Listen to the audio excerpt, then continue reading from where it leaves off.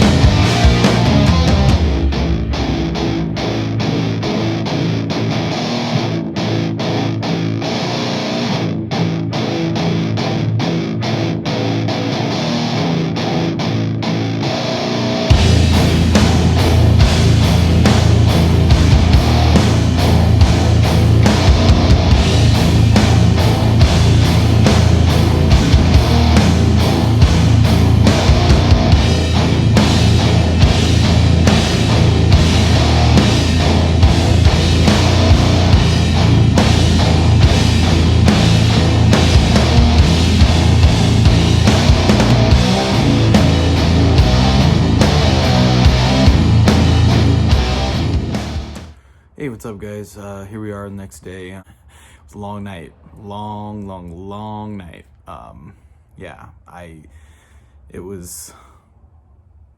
It's not more than what I was anticipating, but it was more. So left about 2 a.m., got home, went to bed. Babies and wife woke me up at 7 and had to get the day going. So I haven't taken a nap or anything. It's later in the evening. I got some free time here. So I just kind of wanted to go over a few things.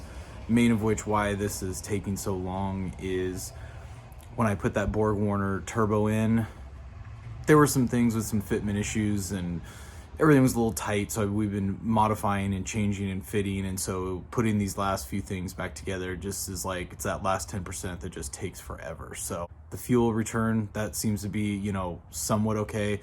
As soon as I got the intake manifold in, the fuel pressure regulator where I thought it was going to fit didn't fit because I had the strut bar.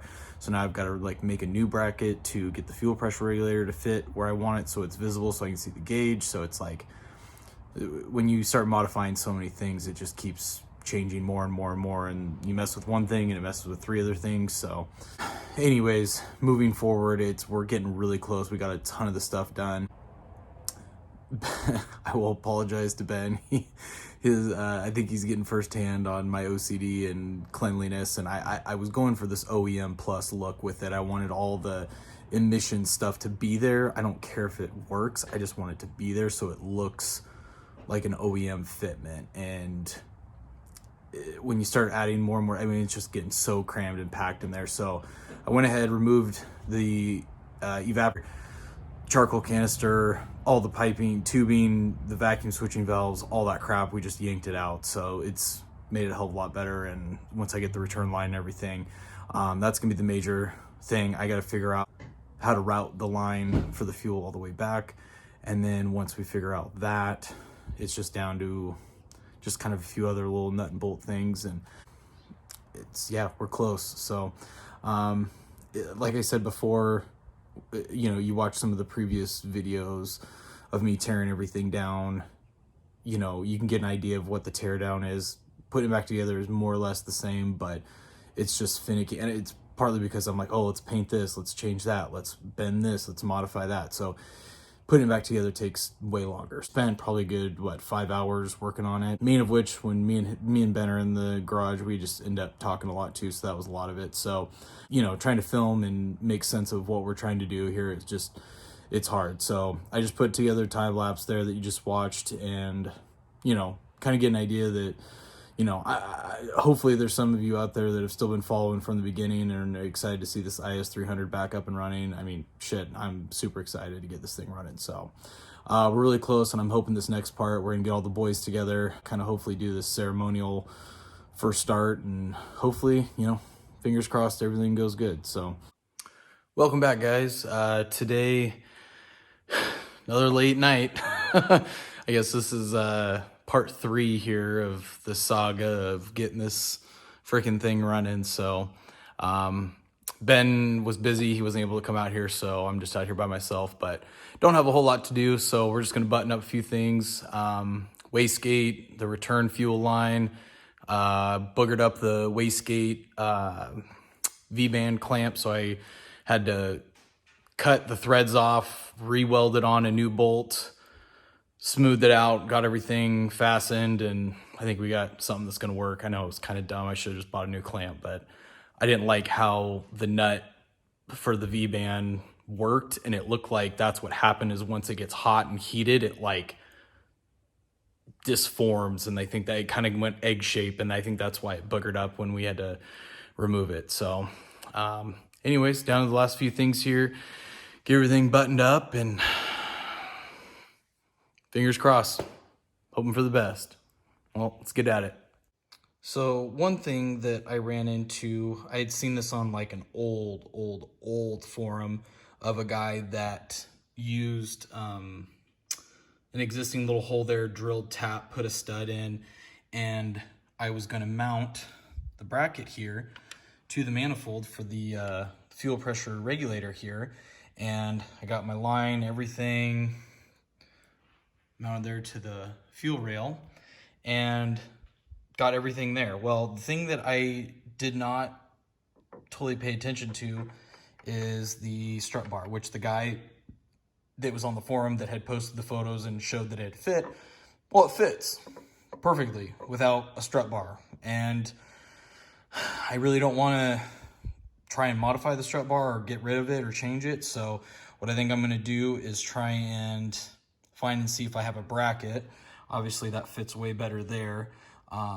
And just kind of see if I can extend or have something mount from here to the existing stud, and then I can still fasten that there. But to get this for starting purposes, I might have to let it just hang there by the fuel lines for the time being until I can get it fastened, and if I have to modify or make a bracket. So a little bit of a headache, but this is part of test and trial, I guess. So here we go. Oh man, well, I've been here for a while. I think it's like midnight. Been here about 3 hours. Definitely got a shit ton of work done. Yeah, we're on the home stretch, boys. It's almost there. I got pretty much everything pretty much plumbed up for the most part. Just a few other little things, like I said, with the fuel pressure regulator I got to figure out. So anyways, but thanks for hanging in with me here. I'm trying to do this when I can, my spare time, so it's been just long and grueling. So definitely the next episode we're gonna be firing this thing up. So yeah, man, I can't wait. This thing's gonna be freaking wicked when it's all done here. So here I got the return lines there. Obviously it's not hooked up. I left enough line for both ends so that wherever the fuel pressure regulator is going to sit, I'll have enough lines that way. But I got a couple of different fittings here. I've got a 45 and a straight. I'm going to try and see if I can get something to work. This is kind of a, sharp angle here, so it's going to be kind of tricky, but got that all done. Got pretty much everything plumbed up. I still got one, since I deleted all the evap stuff, I still got some stuff I got to plug up. I'll grab some of that stuff from work, but yeah, got everything cleaned up. I got rid of a bunch of crap that was over here that was useless, and got wastegate hooked up underneath, downpipes in. I still got to tweak it just a little bit, but I got to finish up. Once I get that all done, then I can hang this all out of the way and make it look clean. And I got a new turbo blanket there, so the Amazon Prime one didn't hold up very well as suspected. So, and this time too, I did a Thermotech heat wrap, because that Amazon stuff, just as soon as it gets hot, it just flakes apart like a potato chip or something. So oh, here, I was gonna show you. So one thing I did not pay attention to was the fitting that I did here for the fuel pump for the return. I should have made what I glued in here and fastened was just a straight, and I should have gotten one that was a 90. So it would have gone, you know, straight out, because what I'm dealing with is a height problem. So I think what I'll do is I'll take this and I'm gonna hammer, kind of get like a big dent in it, so that way when it sits on there, it sits flush and it's not a problem. But I got it routed. It was kind of hard because I couldn't route it straight over here to run down through the tank. So I kind of looped it so that way it wasn't kinked, and then it just kind of falls naturally down in there. But I'm not too upset by it, but you know, these are the things you live and learn, and I'm just trying to get this thing freaking started. So, you know, down at that bottom couple of percent here of things left to do. So yeah, just kind of random crap that's left, but other than that, man, it's coming together. It is coming together. And in case if any of you have been wondering where that headlight's at, I got a little surprise. We'll wait. Hopefully it's taken freaking forever to get done, but I got a cool little surprise for that headlight. So stay tuned for that. But yeah, man, this thing's, oh, that Borg Warner in there, man. Can't wait to hear that thing whistling again. So, all right, well, thank you guys for watching. Greatly appreciate it. Like I said, next episode, we should get this thing fired up. So if you haven't already, please subscribe. Please like our videos. Check out all our other videos and other projects we got going on. We greatly appreciate it. Thank you.